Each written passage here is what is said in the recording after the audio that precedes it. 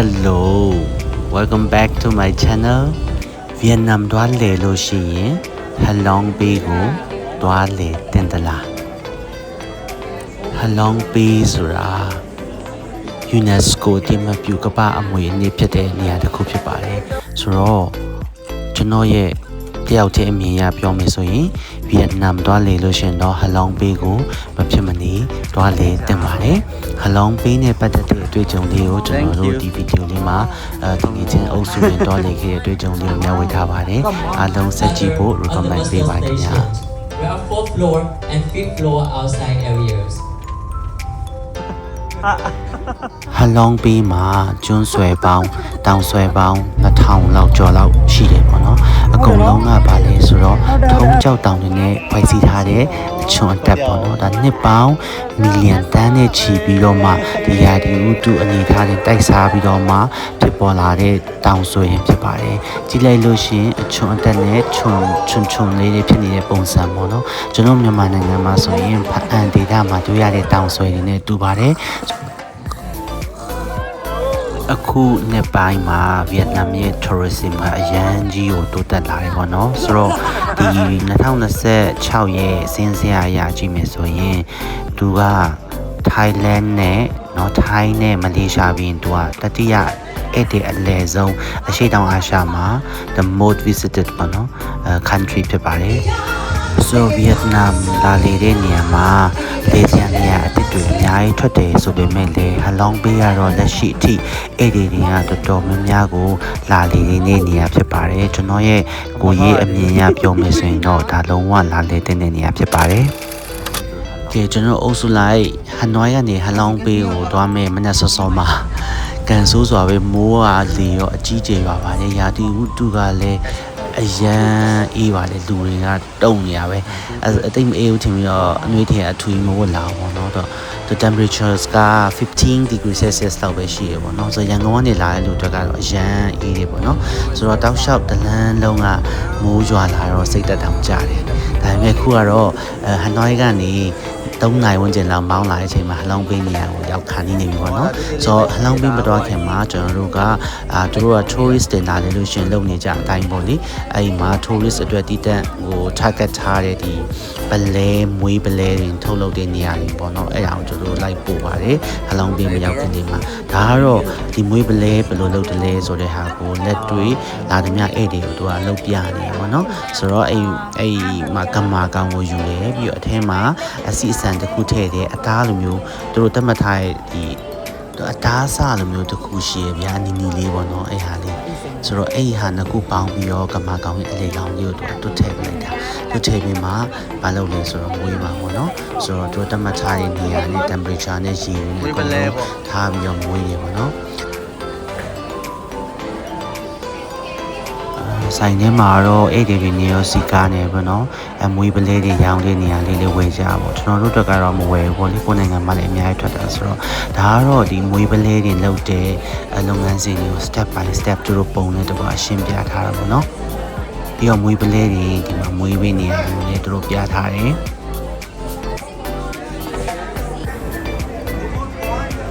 ဒါခုဆိုလို့ရှိရင်ကျွန်တော်ခုနပြောတဲ့အတိုင်းပဲ step by step ဘယ်လိုလုပ်တယ်လဲပေါ့နော်ကမာကောင်ကိုယူရယ်ပြီးရင်သူ့မှာအထဲကိုထည့်ထားတဲ့နှမျိုးရှိရယ်ပေါ့နော်အဲ့ပစ္စည်းနှမျိုးလေးကိုသူတို့ထည့်လိုက်တယ်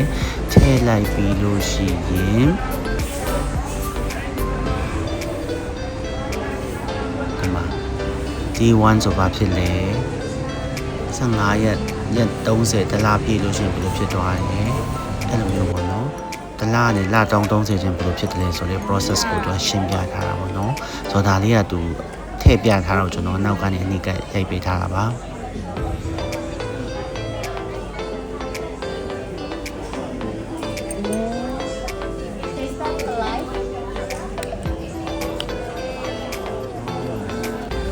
ကဲကျွန်တော်တို့ဒီမှာလေ့လာပြီးတော့ပြီးဆိုတော့ Halong Bay ပေါ့နော် Halong Bay အဓိကနေရာကိုကျွန်တော်တို့ဆက်သွားပါမယ်Halong Bay မရောက်ခင်နားမှာပေးပတ်လေးမှာ project တွေတက်တယ်အများကြီးပဲဟိုးအရင်နှစ်ပိုင်းကကျွန်တော်ရောက်တဲ့အချိန်နဲ့ဘာမှမတူတော့ဟိုအရန်ပြောင်းနေတော့ပြီအခုတော့ကျွန်တော်တို့ Seamake Cruise ပေါ့နော် Ambassador Cruise ကိုကျွန်တော်တို့ check in လာလုပ်ပါမယ်ဒီနေရာလေးတွေကတော့ခရီးတွေလာရင်နားနေတဲ့အဆောင်ဖြစ်ပါတယ် Okay. And then tomorrow. Okay. ကျွန်တော်အုပ်စုကအဲ့ကိုင်းနေမတဲ့ရောတချင်လုံးငင်းခုန်နေတော့အခုသူတွားတော့မယ်ဆိုမြင်မြန်ပြပါတော့တဲ့အကုန်လုံးကတော့တာတာလေးလောက်တာပေါ့နော်ဆိုတော့ဒီအခုကျွန်တော်အဲ့ဒီနားနေဆောင်နားမှာပဲသူက building အကြီးတစ်ခုရှိရပေါ့နော် cruise တင်တော်များများရဲ့နားနေဆောင်နေရှိတယ်အဲ့ဒီမှာပေးပန်းပလင်မှာလည်းစားစရာမုံဆိုင်လေးတွေ coffee ဆိုင်လေးတွေsouvenir shop လေးတွေအများကြီးရှိပါတယ်အချိန်ရရလို့ကို shopping ထွက်လို့ရတယ် cruise ပေါ်မတက်ခင်မှာလည်းကိုစားချင်တဲ့စားစာလေးရှိလို့ရှင်လည်းကိုဝယ်သွားလို့ရတယ်ပေါ့နော်လက်ဆောင်ပစ္စည်းတွေကလည်းအများကြီးပဲချစ်စရာလေးပြန်လာလို့ရှိရင်တော့ဝယ်ဖို့အချိန်နဲ့တောင်းတိတ်မရှိဘူးပေါ့လေအခုကတကယ်လို့ကိုကဒီမှာရှိရဲ့ product လေးကိုကြိုက်လို့ရှိရင်တော့မတွားခင်ဝယ်တွားရင်လည်းဝယ်တွားလိုက်ပေါ့နော်ဝယ်တာပိုကောင်းပါခင်ဗျတပုံညရိုက်နေကြပါတယ်တက်ခင်မှာဒါအဲ့ဒီရလာလို့ရှိရင်နားနေတဲ့အဆောင်တွေcruise တင်ရဲ့နေရာတွေအကုန်လုံးကဒီ building ထဲမှာရှိပါတယ်စားစရာတွေရော coffee တွေအဆုံးရှိပါတယ်ကျွန်တော်တို့ကကျွန်တော်လေမထွက်ခင်မှာဒီနားမှာ relax လုပ်ပြီးတော့ခဏစောင့်တာပေါ့နော်ခဏကြာလို့ရှိရင်လေပေါ်တက်ပါမယ်အခုဒီထော်လီလေးနဲ့ကျွန်တော်စိတ်ကန်းတီကိုလိုက်ပို့မယ်ပေါ့နော်ဆိုတော့ဒီမှာက day trip ပေါ့နော်နေ့ချင်းပြန်လဲရှိတယ်လို့တညအိတ်လေးရှိလေညအိတ်လေးရှိရ၃ညအိတ်လေးရှိရပေါ့နော်ကျွန်တော်တို့ကတော့တညအိတ်ဝယ်ထားပါတယ်ဆိုအချိန်ရရင်တော့တညအိတ်လောက်တော့အနည်းဆုံးတွားတင်တယ်လို့ထင်တယ်နေ့ချင်းပြန်ကြတော့ရောက်တာနဲ့လဲတာနဲ့ပြန်မှန်းနေဆိုအရန်ပင်ပန်းနေပေါ့နော်ဆိုအေးအေးဆေးဆေးလေးနဲ့တော်တော်နည်းနည်းလေးကိုဘတ်ဂျက်ကိုနည်းနည်းတုံးချင်နေဆိုရင်တော့နည်းနည်း Rux လေးဖြစ်တဲ့တချို့ cruise option ရှိပါတယ်ဆိုရွေးပြီးတော့မှတခြားရွေးပြီးတော့မှဝယ်တင်ပါတယ်ပေါ့နော်ဆိုတော့ပေါ့ဆိုတင်ပေါ်အမျိုးအစားနဲ့အစားစားရှိရတဲ့အတွက်ကြောင့်မလို့ပေါ့နော်ကိုကဘယ်လိုမျိုးအမျိုးအစားနဲ့ဘယ်လိုမျိုးအတန်းကိုကလဲချင်တယ်လဲပေါ့နော်အဲ့ပုံမှာမူတည်ပြီးမှကိုက option ရွေးတက်ပါတယ်အခုကျွန်တော်တို့ကတော့ ambassador cruise ပေါ့နော်အကောင့်ထဲမှာပါပါတယ်အဲ့ ambassador cruise option ကိုရွေးထားတယ်တညအိတ်ပေါ့နော်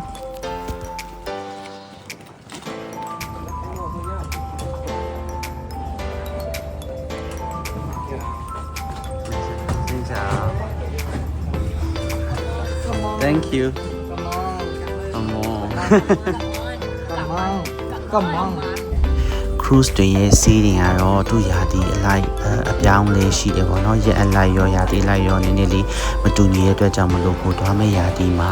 သူ့ရဲ့စီးနှုန်းတွေမှာအကုန်လုံးစုံစမ်းပြီးတော့မှဝယ်တင်ပါတယ်ဗျာ Xin chào, good afternoon, ladies and gentlemen. Welcome to Ha Long Bay, the World Heritage Site, and welcome to Ambassador Cruise. First of all, we would like to say thank you so much for coming here and choosing us for your vacation. My name is Callum, I'm the cruise manager, and now I would like to introduce our team on board, who will go with you and take care of you during your trip in Ha Long Bay. Captain, managers, or any staff on board, all the guests must be gathered at the muster stations. We have 4th floor and 5th floor outside areas. Inside, smoking is strictly not allowed in a closed area or inside your cabins. If you would like to smoke, you can stay and sit at the room.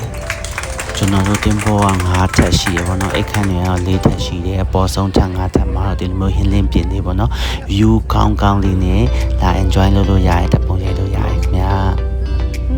ကဲဒီအုပ်စုတွေကတော့စပြီးတော့မှတောင်းကြနေပါပြီခင်ဗျာဆိုကန်ကောင်းထောက်မဆိုပဲဒီပေါ်ရောက်တဲ့အချိန်မှာမိုးကတိတ်သွားပြီပေါ့နော်ရာသီဥတုလေးအရန်ကောင်းတဲ့အတွက်ကြောင့်မလို့ယူလာလာလေးနဲ့ကျွန်တော် enjoy လုပ်ရပါတယ်ခင်ဗျာ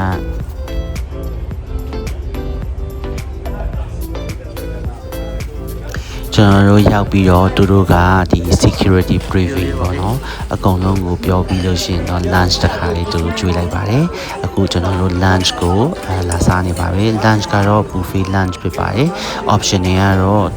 အများကြီးပါပဲเนาะ Vietnamese စားဟာလေးရှိ international menu လေးရှိတယ်ကျွန်တော်တို့ cruise မှာ India နဲ့အများအများကြီးပါတယ်တဝက်လောက်က India ရဲ့ family အုပ်စုတွေရောက်လာပေါ့เนาะဆိုတော့အဲ့မှာလေ India စားလည်းသူတို့ထည့်ထားတာကျွန်တော်တွေ့ရပါတယ်တခြားsnack တွေရောပြီးလို့ရှိရင်အချိုပွဲတွေရောအတီပွဲတွေရောအများကြီးပါပဲအခုကျွေးမွေးထားတဲ့ဟာကတော့ quality ကတော့တော်တော်ကောင်းတဲ့ထဲမှာကျွန်တော်ပါပါတယ်ဆိုတော့အစားတောက်ကတော့ share ပေါ့နော်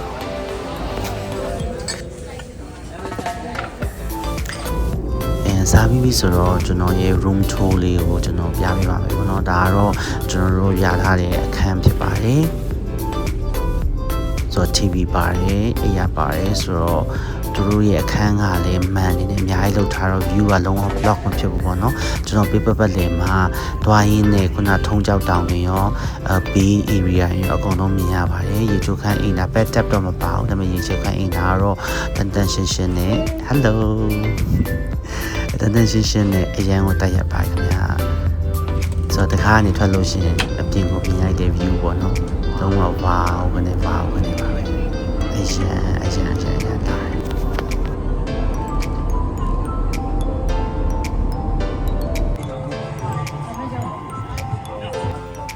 ကျွန်တော်ခဏလေးနားပြီးတော့ဘယ်နေရာသွားမလဲဆိုရင်နောက်တနေ့သူတို့လိုက်ပို့ပေးပါတယ်ဒါကတော့လေအသေးလေးပေါ်မှာသူတို့တစ်စစ်ပြန်သွားတာပေါ့နော်လေအကြီးကတော့ကန်းကတ်လို့မလွယ်လို့လေအသေးလေးသူတို့ခောက်ပြန်ပို့တယ်အဲ့ဟာပြီးသွားမလဲဆိုတော့ကျွန်တော်တို့လေလော်တဲ့နေရာ view သွားပြီးတော့ enjoy လုပ်မယ့်ဟာပေါ့နော်တကယ်လို့ kayaking လုပ်ချင်တဲ့လူဆိုရင်လည်းသူကကြိုပြောရတယ် kayaking လုပ်မယ်ဆိုရင်တော့သူကကြိုစစ်စင်ပေးရပါတော့အခုကကျွန်တော်တို့ဖွဲ့ရတော့ kayaking တော့မလုပ်ဘူးလေကိုအုပ်စုလိုက်စီးပြီးတော့မှလာတဲ့နေရာကိုပတ်ကြည့်မယ့်နေရာပေါ့နော်ဒါကတော့ tourist လာတဲ့မြ area တခုသူက spot တခုသတ်မှတ်ပြီးတော့လိုက်ပို့ပေးနေရပါတော့ဆိုတော့ကျွန်တော်အုပ်စုမှာမဟုတ်ဘူးရှိတဲ့မြဒီအလောင်းပေးကိုလာလေတဲ့အုပ်စုတော်တော်များများဒီနေရာမှာလာစုံကြတာပေါ့နော်ဒီမှာကြည့်လိုက်အုံကျွတ်ပါပဲဆိုတော့ကိုစီးရမယ့်ကိုယ့်ရဲ့လေနဲ့ကန်းနေရာကိုသူကတတ်မှတ်ထားတော့အခုကျွန်တော်တို့အဲ့နေရာကိုသွားပါမယ်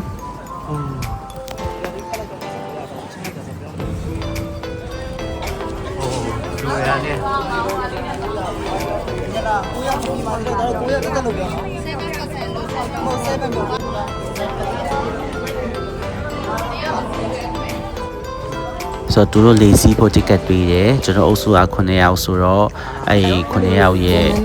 စက်နဲ့လေပေါ့နော်အဲ့ကိုကျွန်တော်တို့သွားပါမယ်အကုန်လုံးရောက်တဲ့အချိန်မှာ life jacket တွေလုပ်ရပါပေါ့နော် jacket တွေ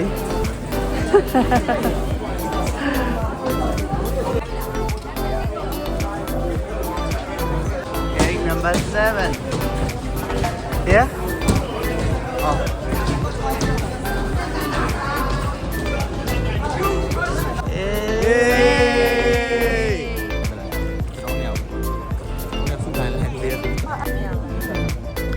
ဆိုတော့အကုန်လုံးကအပျော် holiday လာကြတယ်ဆိုတော့ mood ကတော့အရန်ကောင်းနေကြတာပေါ့နော်ပျော်ပါနေကြတာဆိုတော့တချင်းဆိုတဲ့အုပ်စုရှိတယ်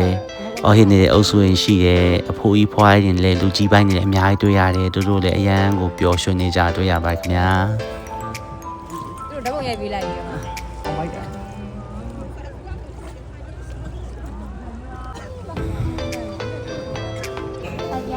안녕하세요. 어디야? 좋아하래. 그래서 왔어. 네.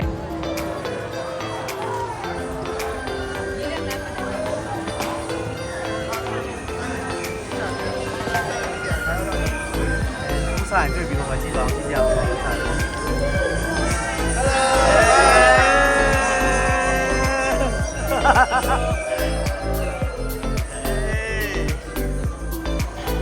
တပွဲနဲ့တပွဲနှုတ်ဆက်ကြတပွဲနဲ့တပွဲစားနောက်နေကြတာပေါ့နော်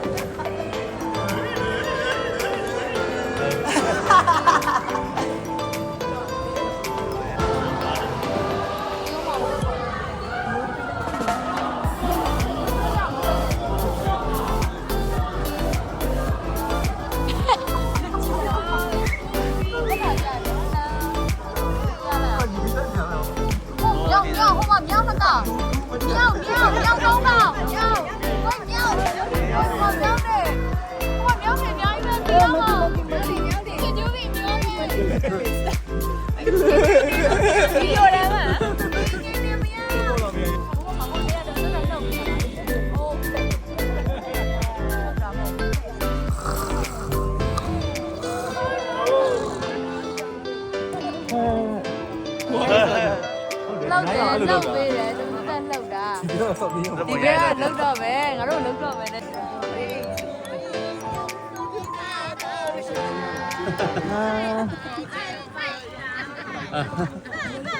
ပြောဖို့ပွားရရမ်းပြောတယ် အေးရမ်းပြောနေရ သူကရမ်းပြောတတ်တယ် ဘယ်လိုလာလဲဗီယက်နမ်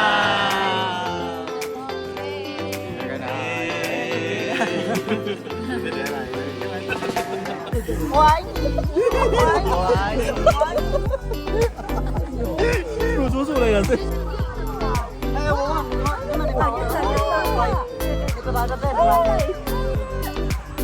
ဂျူလီကျေဂျူလီကျေဂျူလီအာဒီမှာကလေးတွေလာပြီအဲ့ဘောကောဒီကျေဂျူလီတော့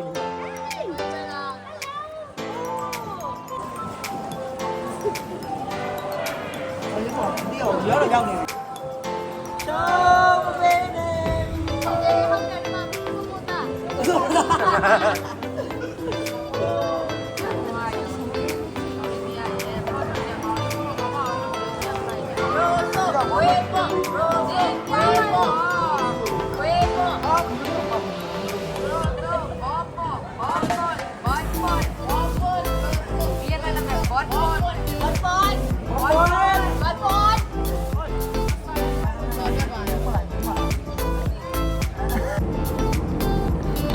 လေစီးပြီးပြီဆိုတော့သူတို့က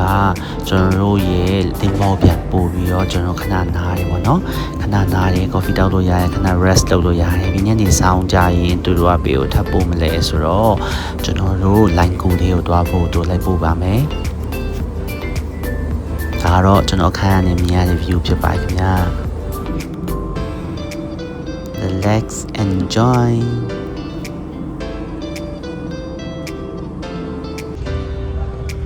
အခုကျွန်တော်တို့ဒီ line ကူကိုရောက်ပါပြီပေါ့နော်ဆိုတော့တင်ဘောတွေနဲ့ကန်ကတ်တဲ့ line ကူတွေကိုတက်ပါပြီပေါ့နော်ဆိုတော့တက်နည်းနည်းလေးခြေထောက်နာတဲ့လူကြီးတွေပေါ့နော်လမ်းကြိုင်မချောင်းနိုင်တဲ့လူကြီးဆိုရင်တော့ဒီနေရာကိုမလာတဲ့မှာဘာဖြစ်လို့လဲဆိုတော့သူကဟိုးတောင်အောက်ကနေအခုကျွန်တော်လမ်းရိုက်ထားတဲ့ထက်ကနေတောင်ပေါ်ကြီးကိုတက်ရတယ်ပေါ့နော်အဲ့တောင်ပေါ်တက်ပြီးပြီဆိုတော့ကူလေးကိုဝင်တဲ့အပေါက်ကိုရောက်တယ်ပေါ့နော်ဆိုတော့လူကြီးတွေကတော့မနေလျှောက်ရတယ်ပေါ့နော်ကျွန်တော်လူငယ်တွေအတွက်ကတော့ဒီပြဿနာမရှိဘူးဆိုပေမဲ့လည်းလူကြီးတွေကတော့အသက်အဆင်းတွေနဲ့ကျင်းတဲ့နေရာတွေနဲ့ကြတော့လည်းအခက်အခဲဖြစ်နိုင်တယ်ပေါ့နော်ဆိုတော့ဒါကျွန်တော်တို့ကူအပေါက်ဝါကနေကူထဲဝင်ဖို့ကိုဆင်းရတဲ့လမ်းကြောင်းဖြစ်ပါတယ်ကူထဲမှာတော့ဟိုးအရင်နဲ့ဘိုင်းကကျွန်တော်ရောက်တော့ကတော့ဒီကူကလေရေဆက်တယ်နဲ့အများကြီးပြီးတော့မှရေလည်းရှိနေသေးတယ်လို့ပေါ့နော်ဒီထက်ပိုပြီးတော့မှဘယ်လိုပြောမလဲ lively ဖြစ်တယ်လို့ခံစားရတယ်ဒီထက်ပိုပြီးတော့လေစိုးပြေလို့ခံစားရတယ်ပေါ့နော်ဒီတစ်ခေါက်ကျတော့ရောက်တဲ့ချိန်မှာကူကတော့ရှိတယ်လာတယ်တူတူညာလဲ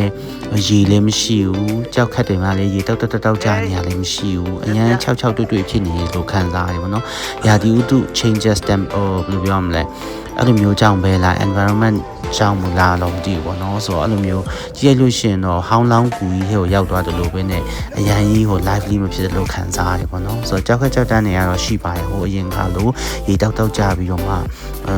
ခုလောလောလတ်ဖြစ်နေတဲ့ပုံစံနေနဲ့မတွေ့ရပါတော့ဆိုတော့ကူကတော့အရှိအကျေကြီးပဲဆိုတော့ကူကိုတပတ်ပြီးတော့မှသူ့လျှောက်လန်းအတိုင်းအထွက်တလန်းအဝင်တလန်းအပြန်တလန်းပေါ့နော်အဲ့လိုမျိုးလူတွေမရှုပ်အောင်အဲ့လိုမျိုးသူကလမ်းလေးတော့ခွဲထားပြီးဆိုတော့အခုကျွန်တော်တို့ပြန်ထွက်တဲ့လမ်းကြောင်းဘက်ကိုကျွန်တော်ပြန်လျှောက်လာပြီပေါ့နော်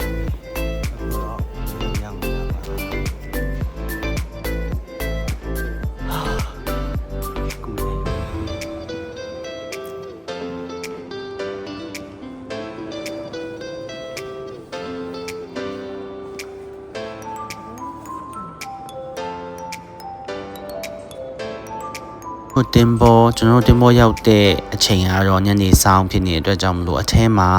သူတို့တပ်ပုံရိုက်သေးလေးနေရတယ်အဲ့လိုမျိုးထားရှိရပေါ့နော်အဲ့လိုမျိုးသူတို့ဆက်နေရိုက်ချင်တယ်ဆိုရင်ဒါပေမဲ့အဲ့ဟာရကျွန်တော်ရောက်တဲ့အချိန်မှာတိန်ကုန်ပြီပေါ့နော်မရှိတော့ဘူးတိန်နေကြပြီဒါပေမဲ့ကျွန်တော်တို့ကတော့အထဲမှာပတ်ပြီးတော့ပြန်ထွက်လာတယ်ပြန်ထွက်တဲ့အဖွဲပေါက်မှာတော့ဟိုမှာရေစားလို့ snack တွေနေပါဝယ်တောက်ချင်တော့ဒီနေရာလေးမှာပဲရှိရပေါ့နော်ဂျန်နဲ့ဆိုင်နေရတော့တော်တော်များများ ပိတ်သွားလိုက်ပြီးညနေဆောင်ဖြစ်တဲ့အတွက်ကြောင့်ဒါကျွန်တော်တို့ကူပြန်ထွက်လာလို့မြင်ရတဲ့ view ဖြစ်ပါတယ် view တွေကတော့ share လိုက်ပါနော်အခုတော့ကျွန်တော်ပြောတဲ့မုံဆိုင်လေးဒီနေရာလေးကတော့မုံဝဲပွဲတောက်လာရေဝဲတာတော့အေးဝဲမုံဝဲဝဲလို့ရပြီပေါ့နော်ဒါအစင်လမ်းဖြစ်ပါတယ်တော်တော်လမ်းတော့ကျင်းတယ်လို့တော့မဟုတ်ပေမဲ့လည်းမှတ်တယ်ပေါ့နော်လူကြီးတွေအတွက်ကတော့မနေသေးချာ queue ဆိုင်ပြီးဆင်းရပါမယ်အခက်မတင်ချေချော်တော့ဘာဖြစ်နိုင်ပါလဲဆိုတော့ဒါကန်လာကတဲ့အချိန်ပြန်တဲ့အချိန်ကကျတော့သူ pick up အတွက်အပြင်အဝင်နဲ့အထွက်ကိုနေရာခွဲထားတယ်မရှုပ်အောင်ပေါ့နော်ဆိုတော့ကျွန်တော်အထွက်ဘက်ကိုရောက်လာပြီးတော့မှလေစီးလို့ရှင်တဲ့ဒီအထွက်ဘက်ကိုပဲလာစီးရတယ်ပေါ့နော်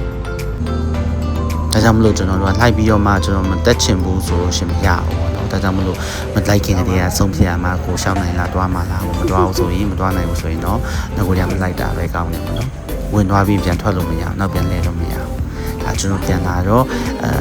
ဟိုကနေအေးကြိုတာပေါ့နော်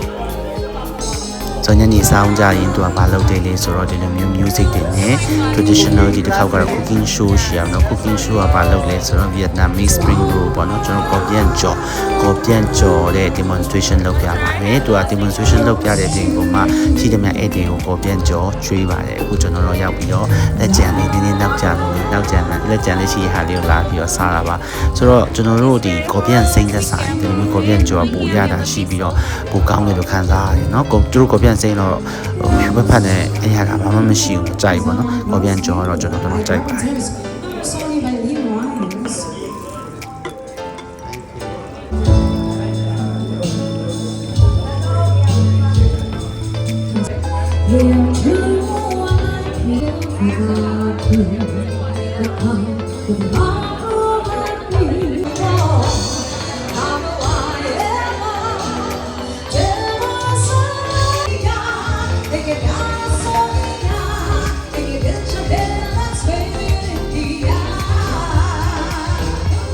နာစားဖို့ချိန်ရောက်ပါပြီဒါတော့ dining room area ဖြစ်ပါတယ်ဒီနေ့ကတော့ dinner ကတော့ဟိုလိုမျိုး buffet မဟုတ်ဘူးသူကကြတော့ set menu နဲ့ပေါ့နော် set menu နဲ့သူတို့လာပါတယ်တေးချာလေးကိုပြင်းစင်လေးနဲ့တော်တော်လေးကိုကောင်းပါတယ် dinner တွေရောအစားတောက်တွေရောအပြင်စင်တွေရောနေရာထိုင်ခင်းရောအရန်ကောင်းတယ်ကြိုက်တယ်ပေါ့နော်ဆိုတော့နည်းနည်းပိုးဆန်တာပေါ့ညနေစာတော့ပေါင်မုံတွေနဲ့ top up နဲ့ your set menu လေးနဲ့ဒါပထမ item လေးပါဒါဒုတိယ item ဒါ soup တတိယ item အရာတော့အကုန်ကောင်းတယ်ဒါစတုတ်တာ item ဒါ main course ကြောက်တော့ဒါဟောဖြစ်သွားပြီ dessert ဖြစ်သွားပြီဆိုတော့ကျွေးတဲ့ item ကတော်တော်များတယ်ပေါ့နော်စားလို့လည်းအရန်ကောင်းပါတယ်ကြိုက်ပါတယ်ဆိုတော့အစားတောင်းနဲ့ပတ်သက်ပြီးတော့ complaint ပါတခုမှမရှိပါဒါကျွန်တော်တို့ငါးလွားဘက်ကိုတက်လာပြီးတော့မြင်ရတဲ့ညရဲ့မြင်ကွင်းဖြစ်ပါတယ်ရာဒီဥတုကကျွန်တော်တွားတဲ့အချိန်ကတော့နည်းနည်းလေးအေးစိမ့်စိမ့်ရှိနေရဆိုတော့အပြင်ထွက်ပြီးတော့အဲ့လိုမျိုးရက်တဲ့အချိန်ကတော့လေတော်တော်တိုက်ပြီးတော့အေးပါတယ်ဆိုတော့အေးမခံနိုင်ဘူးဆိုလို့ရှင်တော့နှွေးထဲဆောင်းထားဖို့ရယ်ပြီးတော့ကောင်းစွတ်တင်ပိုင်းပါတော့ရင်တော့ပိုကောင်းနေပါတော့ temperature တော့ကျွန်တော်ထင်တယ်အဲ့ခါလာတော့16 second 18အဲ့ပတ်ချလေးလောက်ရှိပါတယ်ခင်ဗျာဒါကျွန်တော်တင်ပေါ်ဟိုအထိပ်ဘက်ကိုယူပြီးတော့ပတ်လေးရိုက်တာပါဆိုတော့ညအိတ်တင်ပေါ်တွေကတော့ဒီနားမှာသူတို့ကြောက်ချပြီးတော့တင်ပေါ်တွေအများကြီးပဲပတ်လေးမှာအဲ့နားမှာညအိတ်တိတ်ကြပါတယ်မဟုတ်ပါသေးဘူးဆိုရှိသမျှကျွန်တော်တို့ကတော့ဗာလဲဆိုတော့ဗီယက်နမ်ရောက်တဲ့အတွက်ကြောင့်ဗီယက်နမ်ကဘီယာတွေလေးကိုရှိသမျှတစ်စိတ်လေးကိုဝယ်ပြီးတော့အမှစမ်းကြတာပေါ့နော်ဒါအကုန်လုံးကတော့ကောင်းမိုးပေါ်မှာတင်ပေါ်ခေါင်းမိုးပေါ်မှာခဏလေး enjoy ပေါ့နော် 1 2 3ဟာYes, está bien. Mal bằng nghề đi. Anh vô rồi cái.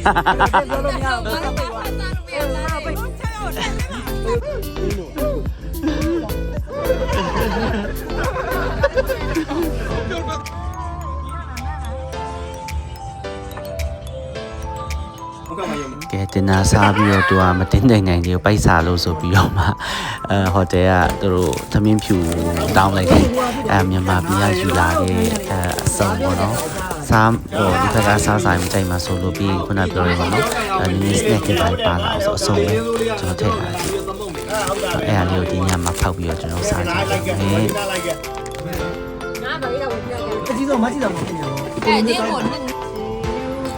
တဲ့နန်းလေးစီ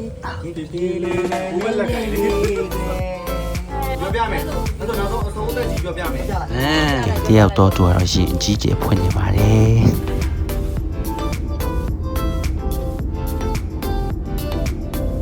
ကဲဒါကတော့ညအိပ်ပြီးတော့မနက်နှိုးလာလို့ရှိရင်ကိုယ့်ရဲ့အခန်းကနေမြင်ရတဲ့မြင်ကွင်းဖြစ်ပါတယ်ဒီလိုမျိုး vibe ကိုလိုချင်တော့ဟလောင်းပေးမှာတညကတော့အိမ်မှာရမယ်ပေါ့နော်တွားပြန်လို့ရှိရင်ဒီလိုမျိုးကတော့ဒီလို vibe ကတော့ရမှာမဟုတ်ပါဘူးဆိုတော့ဒါကတော့ဒါကြောင့်မလို့တညအိတ်ကတော့ highly recommend ပါဒါမနက်ပိုင်းနှိုးလာလို့ရှိရင်မြင်ရတဲ့မြင်ကွင်းရန်ကိုတာရ agent relax ဖြစ်တယ်ဆိုတော့ breakfast စားမယ်စားပြီးလို့ရှိရင်ခဏနေကျရင်ကျွန်တော် check out လုပ်ရအောင်မယ် check out ပြင်ပြရမယ်ပေါ့နော်ဆိုတော့ဒီနေ့မနက်ကတော့Vietnamese for ပေါ့နော် Vietnamese ခောက်ဆွဲတင်ကျွန်တော်ချထားရှိရဲ့အရာလေးတော့စားတယ်ဟိုဘက်အထက်မှာတော့ international menu တွေအများကြီးရှိပါတယ်ကျွန်တော်မရိုက်ခဲ့လိုက်ဘူးပေါ့နော်ဒါလောလောဆယ်ဒီဘက်ထိပ်မှာရှိတဲ့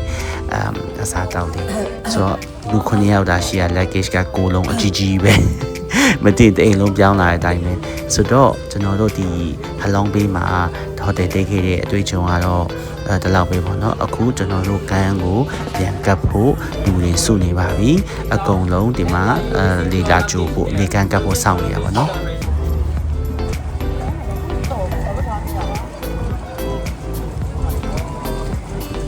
ကဲကျွန်တော်တို့လေရတော့ကန်းကပ်ပြီးပြီကျွန်တော်တို့ပြန်ပြီးတော့ခုန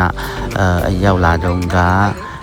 အိတ်ချိုနေအောင်တို့ပြန်သွားမယ်ပေါ့နော်ဆိုတော့အခုဒီလိုမျိုး Tory နဲ့လာကြိုပါတယ်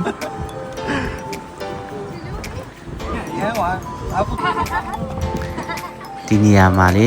Halong Port ဆိုတဲ့ logo လေးနဲ့ဒီအဝါရောင်တိုက်ကအရန်လာတော့လေကျွန်တော်တို့အရှိမတပ်ပုံရိုက်ခဲ့လိုက်သေးတယ်ပေါ့နော်ဒီနားလေးမှာအုပ်စုလိုက်တပ်ပုံလေးရိုက်ခဲ့တယ်အရန်လာတယ်ဆိုတော့ Halong Bay ကဘယ်နားမှာရှိတယ်လဲဆိုတော့ဒီနေရာလေးပါခင်ဗျာသူကတော့ Vietnam ရဲ့ဟိုမြောက်ပိုင်းဘက်ကြမှာပေါ့နော်ဟနွိုင်းမြို့ကမြောက်မြန်မာမြောက်ပိုင်းဘက်ရှိတာ哦ဒါကတော့ဒီနေရာလေးပါခင်ဗျာဆိုဒီနေရာလေးမှာရောက်လို့ရှင် ticket ဝယ်ပြီးမှကိုတွားချင်တယ်ဆိုလို့ရှင်လည်းဒီမှာ ticket တွေထိုး group တွေအကုန်လုံးဒီမှာရှိပါတယ်ဒီမှာရောက်မှပဲကိုဝယ်ရဆိုရင်တော့လေဒီမှာလုပ်လို့ရတယ်ပေါ့နော်ပုံမှန်ပြီးတော့ဟနွိုင်းမှာကတည်းကမရောက်ခင်ကတည်းကကျွန်တော်တို့ကအကုန်လုံး package နဲ့စစ်စလိုက်တာတော့အကောင်းဆုံးပဲခရီးကထားမရဘူးဆိုတော့ tourist တွေလောက်ပေးလို့ပဲသူတို့ကဘာလုပ်လဲဆိုတော့ကျွန်တော်တို့အပြန်မှာဒီတို့မှာတကယ် marketing နဲ့အကြီးကျယ်လုပ်တဲ့ bamboo factory ပေါ့နော်ဝါးနဲ့လုပ်ထားတဲ့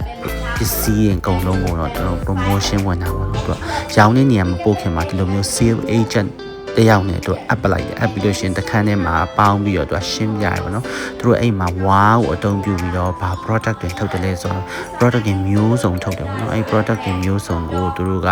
အကျိတ်အနေရှင်းပြတယ်တစ်ခုချင်းစီရဲ့အကောင်းကျိုးတွေအကုန်လုံးကိုရှင်းပြတယ်ပေါ့နော်ဆိုတော့ဒီဝါးကနေလောက်ထားတဲ့ဟာနဲ့ herbal medicine နဲ့ပေါင်းပြီးတော့ဘာလုပ်လဲဆိုတော့ကြောကပ်ပြီးတော့မှပတ်ထိုင်းတော့ပူတတ်လာတာပေါ့နော်ဆိုတော့ဒီကိလိုလေပင်ညောင်းတတ်တဲ့လူအကြောတက်တဲ့လူဆိုရင်အဲ့လိုမျိုးပစ္စည်းရင်အသုံးလို့ရဆိုတော့ demonstration လုပ်ပေးရပါတော့ဆိုတော့ကျွန်တော်တို့လည်းထပ်လိုက်လို့ရှင်အရန်ပူတတ်လာတာတွေ့ရတယ်တယောက်ဆိုလို့ရှင်ဒီနောက်ကတော့မှမိလောင်တော့အရေပြားလောင်သွားပြီပေါ့နော်အရန်ပူတော့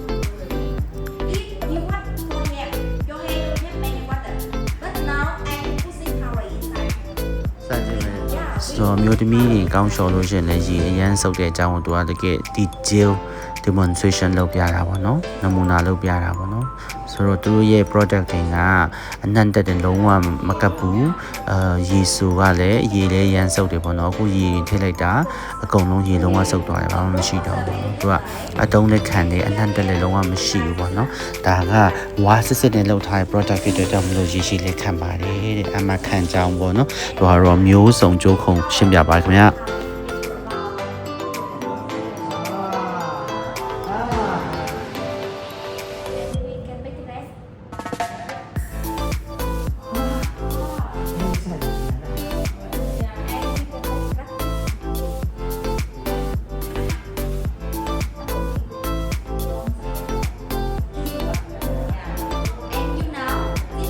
အဲ့လိုသူတို့ရဲ့ project တွေအကုန်လုံး detail ရှင်းပြပြီးတော့မှ marketing ဆင်းပြီးပြီဆိုမှ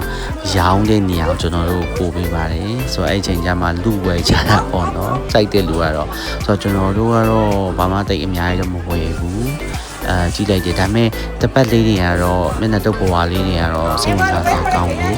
ကျွန်တော်တို့အဲ့ဒါလေးတော့ဝယ်လာခဲ့ပါတယ်ခင်ဗျာဒီဟာလေးတွေပေါ့နော်စီးရတော့မြန်မာငွေနဲ့ဆိုရင်တော့တိန်းကျော်ပါတယ်ဘက်ကနေပြန်လဲတဲ့ဆိုတော့ကျွန်တော်တို့ကနောက်တစ်မြို့ပေါ့နော်တန်တန်းမြို့ကိုတွားဖို့တခါရဲလှုပ်ထားတဲ့အတွက်ကြောင့်မလို့ဟလောင်းပေးကနေတိုက်ရိုက်ပဲကိုတွားလဲဆိုတော့ဟနွိုင်းလေးစိတ်ကိုတခါတိုက်ရိုက်ဆင်ပါတယ်တွားတဲ့လမ်းကြောင်းမှာပဲ one stop ကကျွန်တော် request လုပ်လိုက်တယ်ပေါ့နော်သူတို့ရဲ့ culture ပစ္စည်းလေးရောင်းတဲ့နေရာလေးကိုနည်းနည်း stop လုပ်ပေးပါဆိုတော့ဒီနေရာမှာအစာစားရင်းနဲ့ကျွန်တော်တို့က coffee တောက်ရင်းနဲ့ဒီမှာ shopping လေးတစ်ခုထွက်မယ်ပေါ့နော်ယွန်းထဲပစ္စည်းတွေထွက်တဲ့နေရာပေါ့နော်ယွန်းထဲပစ္စည်းထွက်တဲ့နေရာလေးကိုကျွန်တော်တို့တွားလေးလာပြီးတော့လက်ဆောင်ပစ္စည်းလေးတွေဝယ်ချင်လို့လာဝယ်ပါတယ်ဒါယွန်းထဲပစ္စည်းတွေပေါ့နော်ဒါမျိုးစုံပစ္စည်းမျိုးစုံအစုံလောက်ထားတာရှိရဲ့စီးရင်လည်းအစားစားပါပဲ quality တွေလည်းကောင်းတယ်ပေါ့နော်ကောင်းတဲ့တချို့ဆိုင်တွေကအများကြီးရှိရဲ့တချို့ဆိုင်တွေက quality မကောင်းတဲ့ဆိုင်တွေလည်းအများကြီးရှိရဲ့ပေါ့နော်ဆိုခုကျွန်တော်တို့ stop လုပ်လိုက်တဲ့ဆိုင်ကတော့သူ့လုပ်တဲ့ product ရဲ့ quality ကတော်တော်လေးမဆိုးကြိုက်တယ်ပေါ့နော်အဲအကြောင်းမို့လို့ကျွန်တော်ကတော့လက်ဆောင်ပစ္စည်းအနေနဲ့ရောကိုကြိုက်တဲ့ item အနေနဲ့ရောကျွန်တော်ဝယ်လာပါတယ်အကုန်လုံးကတော့တောင်းကနန်းလောက်ရှိနေအရန်ကြီးပြီးတော့မှစိုက်ကြီးဟာဆိုရင်တော့တင်းချီတဲ့ဟာရှိမှာပေါ့နော်တော်တော်များများတော့တောင်းကနန်းဝင်ကျနေရနေရတယ်ပါတယ် This is beautiful. ဆိုတော့ကျွန်တော်ဝယ်နေရတွေ့တော့ဆိုင်ကမန်နေဂျာစီးရန်စစ်တာကျွန်တော်ဆေးဘယ်လောက် shopping ပါညာဆိုတော့ရောင်းတဲ့ကောင်မလေးကသူ့မန်နေဂျာကိုခေါ်လာပြီးမန်နေဂျာကျွန်တော်သူ့ပစ္စည်းဘယ်လောက်ကောင်းကြောင်းပေါ့နော်ဘာနဲ့လောက်ထားကြောင်းပိုးပြမဟုတ်ကြောင်းဒါသူ promotion လာစင်လာပေါ့ကျွန်တော် bamboo and then lacquer and အရင် quality ကောင်းပါဆိုတဲ့အကြောင်းကိုရှင်းပြ this one we use the wood ဆေးစစ်တာဆိုတော့အရင်ကြီးတမင် shop ပေးပါတယ်ကျွန်တော်နောက်ဆုံးတော့ it's not heavy but it's very strong the stick wood and we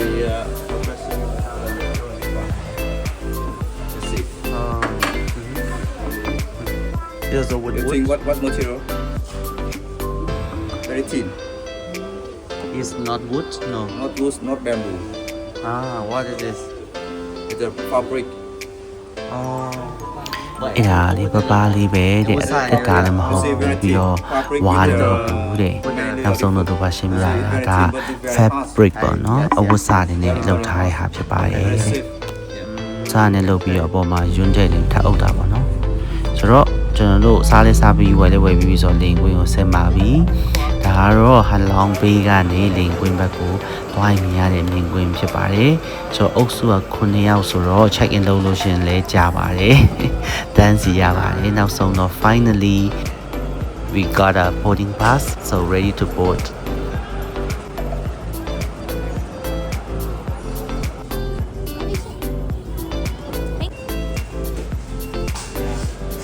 အစားတလိုင်းအုပ်စုဆိုတော့လင်ကွင်းရောက်တာနဲ့လင်မတက်ခင်မှာဝင်စားတယ်ပေါ့နော်အခုကဗီယက်နမ်ခောက်ဆိုင်ဖာကိုတက်ရောင်းတဲ့ဆိုင်တစ်ဆိုင်ကြီးတွေ့တယ်ပေါ့နော်အဲ့ဆိုင်ကတော့တော်တော်မစိုးတန်သူကဒီစက်ရုပ်လေးနဲ့ဒီ machine လေးနဲ့ order လေးကိုလာချပေးပေါ့နော်ကျွန်တော် order လုပ်တဲ့ဟာလေးကိုတော့ကျွန်တော်တို့ကတော့ဒီဘက်မှာလည်းနောက်ဆိုင်ကိုဝင်စားတဲ့အုပ်စုလေးရှိပါတယ်ကျွန်တော်တို့ခောက်ဆွဲစားကျွန်တော်ခောက်ဆွဲဆိုင်တွားတယ်ပေါ့နော်ဆိုတော့ next stop ကတော့ကျွန်တော်တို့တနန်းမြို့တွားပါမယ်တနန်းမြို့မှာစိတ်ဝင်စားရန်ရှိတယ်လေပင်နေရင်တွားလေခဲ့တယ်လေဘယ်လိုလဲဆိုရင်အတွေ့အကြုံလေးကိုကျွန်တော်မျှဝေဖြစ်တဲ့အတွက်ကြောင့်မလို့ကျွန်တော်ရဲ့ channel လေးကို like and subscribe လုပ်ထားပါအောင်เนาะဆိုတော့ခုတော့ကျွန်တော်ဗီယက်နမ်ပြည်လိုက်နဲ့နောက်တစ်မျိုးကူဖို့အတွက်တက်လိုက်ပါအောင်မယ်အားလုံး next video မှာတွေ့ပါမယ် see you in next video bye bye thanks for watching